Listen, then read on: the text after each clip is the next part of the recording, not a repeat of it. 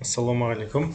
Біз бүгін мынау Қазақстандағы легализация жөнінде айтатын боламыз.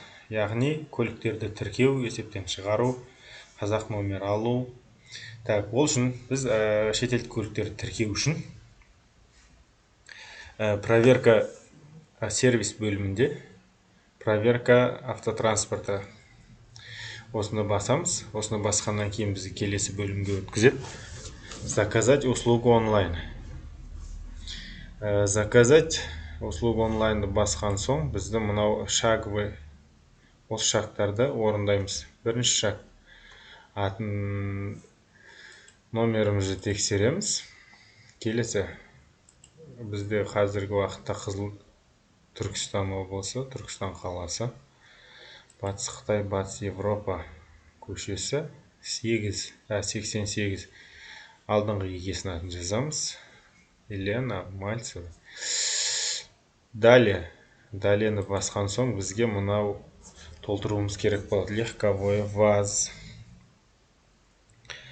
2009 жылға, көк түсті бензин 4, страна Россия,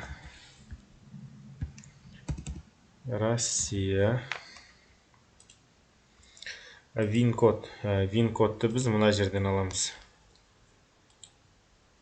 Найти, копировать. ВИН01.ру сайтынан ВИН-кодын алсақ болады. Өйткені ВИН-кодты мынау недегі техпаспортында жазған ВИН-кодты жазсаңыз, кейде қате шығарады. Ағылшынша жаз дейді, кейде орысша жаз дейді. Сол жерлерінде қате болуы мүмкін. Номер шасси бізге қажет емес.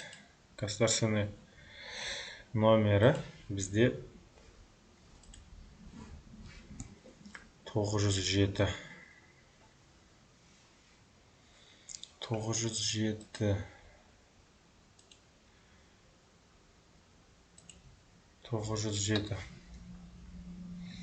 С 907 МО. Орыс тілінде болу керек. Сериясын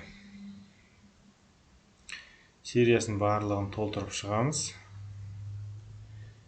Бұл клиенттің сериясы 817499. 817499. Дата.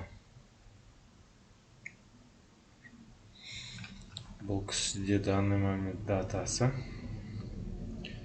24.07.2012 дейді. 24.07.2012.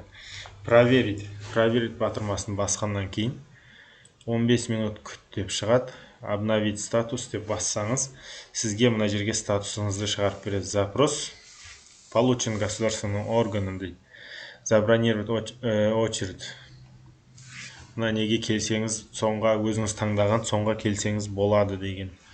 Енді забронировать ететін болсақ, сіз қашан келесіз? Сол күнді жазамыз. Астана уақытымен күнді уақытын забронировать етесіз.